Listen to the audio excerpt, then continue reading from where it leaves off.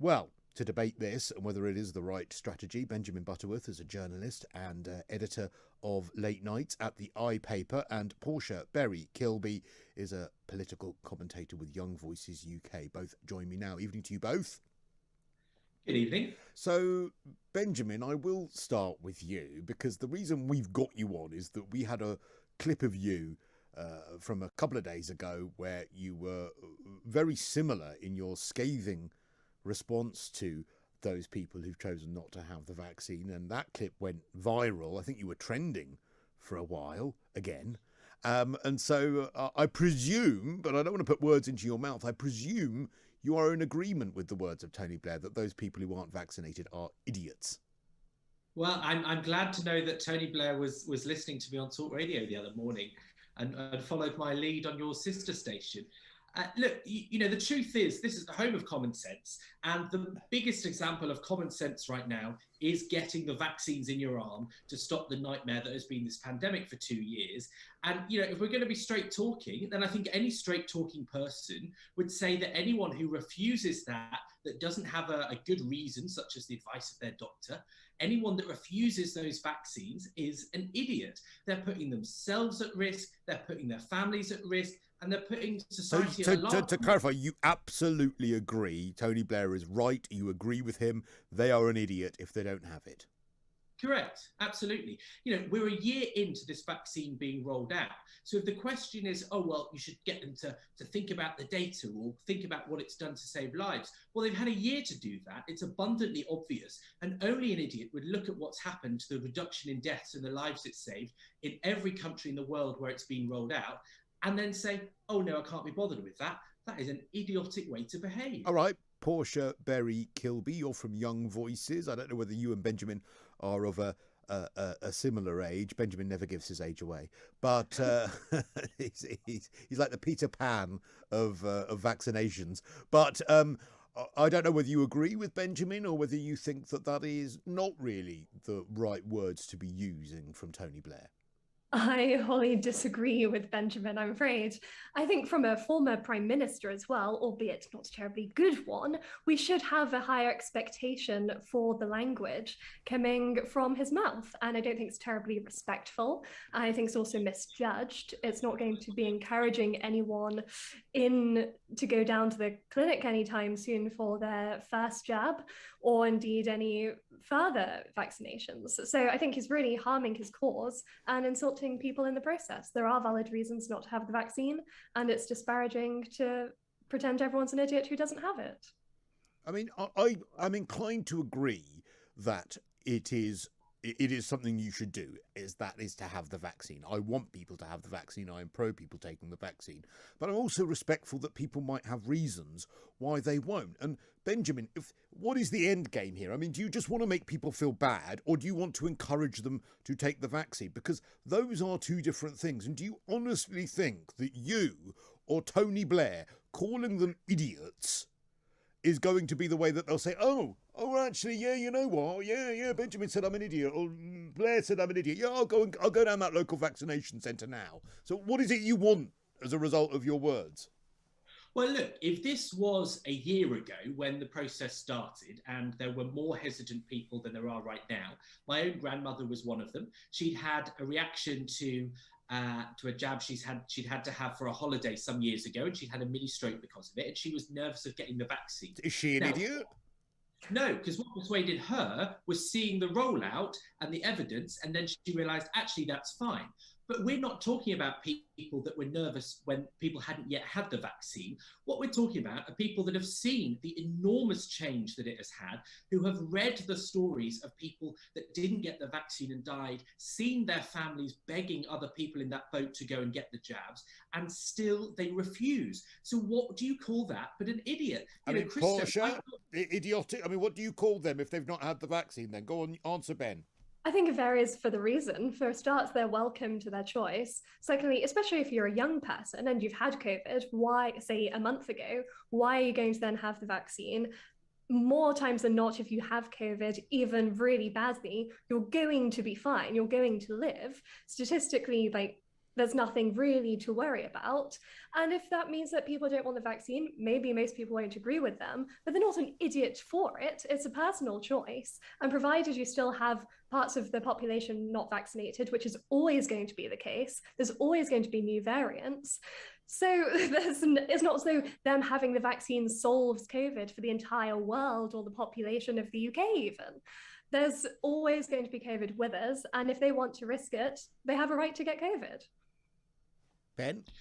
I mean, look, you know, someone had COVID a month ago. That would be many, many months after anybody over the age of 18 had been eligible for the vaccine. So, you know, having COVID isn't a reason to have not got the jab at this point, because everyone's had plenty of time in which they could have had COVID, had 28 days and got the jab.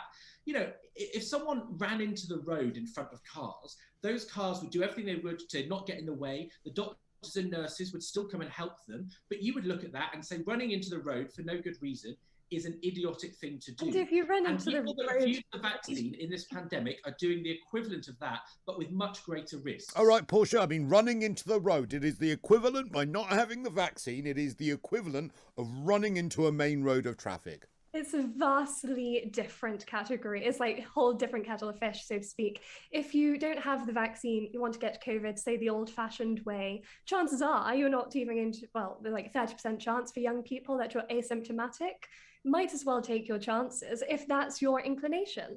There's no greater kind of moral claim about having a vaccine if you're going about life living fairly sensibly. For most people, they're vaccinated anyway. So even if you do pass on a slightly stronger variant strain, whatever you call it, then they're also going to be fine. Benjamin? Do not believe it. That's very... you are being quite extreme with that analogy, because, you know, people have known for decades, almost probably over a century now, that running in front of a moving vehicle at a main road is not a good thing. But I bet there was a time when cars were invented that people weren't as clued up with crossing the roads. And I mean, I'm taking your analogy to the extreme, but you get the drift I'm making, that you're taking something that is so well established as being unsafe and you're comparing it to something that is actually we've only had for about the last year, which is the vaccine. I mean, the truth is, first of all, let's compare it to seatbelts. Lots of libertarians, lots of people, maybe of Portia's viewpoint, back in the, 80s, when that was introduced as law, said, oh, we don't need that, that's control. Most times you get in a car, you'll be absolutely fine and not need it. But it's about the times you don't know about when it goes wrong. Yeah, but there's no side effect to wearing a seatbelt. And the reason people don't take vaccines, whether they're right or wrong, is because they are worried about a potential side effect. Now, I would, rather than just scream at the person that doesn't put their seatbelt on and call them an idiot, I'd rather say, well, you know what? It's very unlikely you'll have a side effect of wearing your seatbelt. And actually, you would be doing yourself and others some good if you wore your seatbelt. Berating them and calling them an idiot, do you think that the next time they get in their car, they're going to put their seatbelt on? But hang on, Christo, these people are not doing what we need to get out of this pandemic. They're risking our health service, they're risking their own lives in some cases. And why should we pussyfoot around 10% of people who won't do the obviously right, sensible and honourable thing and get the jabs in their arms? Why are we to be beholden to a stupid few? That's what I want to know. Portia, I'll let you respond to that. I can see you want to come in. You can't blame the COVID crisis on the unvaccinated. The cases are rising amongst people who are vaccinated. Let her finish, Benjamin. Let her finish. The cases are rising amongst people who are vaccinated, even amongst people who are boosted. So then to then blame the current situation on those who haven't had the vaccine for whatever reason that may be, I mean, highly, highly illogical, rude, and you've just got your head stuck in the sand. So you want to blame COVID on someone. 90% of people are vaccinated twice. There have been over 30 million booster vaccines that have gone out. By your logic that it's blaming the unvaccinated to blame, well, COVID would be over. Sorry, my line cut out partway through that, but I think I got what you said. Look, we know from the evidence, and from big evidence in America and CDC, that it reduces your chances of passing it on if you're vaccinated. Depending on the mix you've had, it can be up to 60%. So that is certainly true. But does it stop you? Does it make it impossible to pass it on? No. But what it definitely does is dramatically reduce the chance that you'll get seriously ill or die. Now, well, that's a different point to what you just made a moment ago. The point you made a moment ago would be that we are blaming the unvaccinated for COVID being so rife, when in actual fact, it's still rife, even though people are vaccinated. It's not a different point, because aside from the fact that we have less COVID thanks to vaccinated people than we would, it would be an even worse situation. When you have a situation that we might have to lock down in the government's view and SAGE's view, because the NHS won't be able to cope with the number of people in intensive care unit beds, when we know that about half of those people across the country, some hospitals, but not most, some hospitals, it's 80 or 90% of beds in ICUs, are from people who turned down the vaccine. So we could have a situation quite plausibly where, you know, my grandmother could have a stroke, she could go into hospital, and there's no bed to care for her or no doctor to look after her because of someone who chose not to get the vaccine. We'll let Portia, we're going to keep you over the news because there are so many, and still joined by Benjamin Butterworth, journalist and editor of Late Nights on the I paper, and Portia Berry-Kilby, political commentator with Young Voices UK. We're discussing the words of Tony Blair calling those people who are unvaccinated idiots. Benjamin, you made an interesting point before the news there about the number of people in hospitals that are unvaccinated, and I just want to pick up on that because I accept that it could be up to about 80 to 90% of people in hospital for COVID are unvaccinated. There are many people who dispute that figure, but the way in which it's framed by some of the media is that means that 90% of all intensive care beds, critical care beds, are of unvaccinated people. And it's not. It's a bigger proportion of those people just there for COVID are of the unvaccinated. So I do think we need to be careful of our language. I mean, I think there are two separate points. One is this question for which you raise sort of points of it being dubious about how many people are in hospital who have COVID, because we know lots of people contract COVID while they're in hospital for the obvious reason that there's rather a lot of it in hospitals. Now, that is a separate question to the one that most concerns me, which is people who have ended up in an ICU bed in a serious situation because of COVID. And it's those people where they've turned down the vaccine that I think you have to ask very serious questions about the consequences of all those beds being taken up, or lots of those beds rather, more than we have, being taken up by people that have made that choice to refuse the vaccine. And at this stage, we've heard so many family members of people who lost loved ones, where those loved ones were absolutely certain that they were fine, or they'd read conspiracy theories on the internet and social media.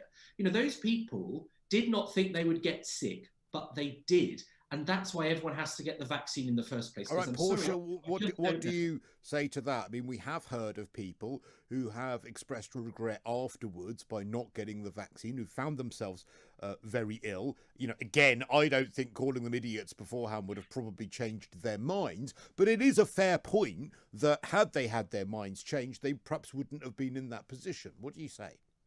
Well, if they had their minds changed, of course they'd be vaccinated. People still die from COVID even if they are vaccinated, but they're free to make their own decision. And also, just to push back on Benjamin's point about not properly treating people who end up in an ICU because they're unvaccinated, after a year and a half of COVID, we know that if you have various other comorbidities, if you're overweight, your chance of ending up on the ICU also increases.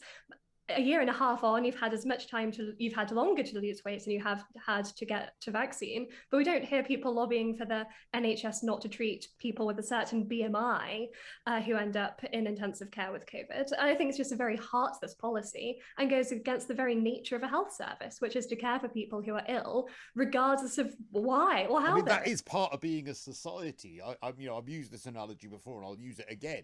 It's highly unlikely that you'll find me rock climbing. However, I can't tell you how unlikely that is. However, there are many people that do, and I don't say, well, sorry, I don't do that, so I'm not going to pay. You know, it's just part of being a society. There are some people that won't take the vaccine. I respectfully disagree with them, but I would never in a million years want to live in a society where we say, well, sorry, you have to pay for your care, you have to be fined, you can't go into hospital. That would be awful, Benjamin. Yeah, it would. And I think Portia's misunderstood what I said. I didn't say that people who refuse the vaccine should end up being refused the treatment at the end of the road when they're in a serious situation. What I said is that when you have so many beds, as we may well do in the coming weeks and months due to this rise, when you have so many beds taken up by unvaccinated people, you then might well have upstanding people that have taken precautions, that have looked after themselves, but then, I don't know, get in a car crash, have a stroke, have some of the things, the tragedies that happen to people in their day-to-day lives and need urgent care. You could have a situation where there isn't the capacity to deal with their health needs at urgent, short notice because of people that made the wrong choice. Final word, Portia, what would you like to say? And then we must move on. That's going to be the same situation if people are in intensive care because they've not lost weight and have comorbidities. So you can't blame it on the unvaccinated. There's always going to be people competing for bed space in a hospital. It's the way it goes. All right. Good to talk to you both. Benjamin Butterworth, Portia Berry-Kilby, thank you for taking the time, as always, to discuss this here on Talk Radio.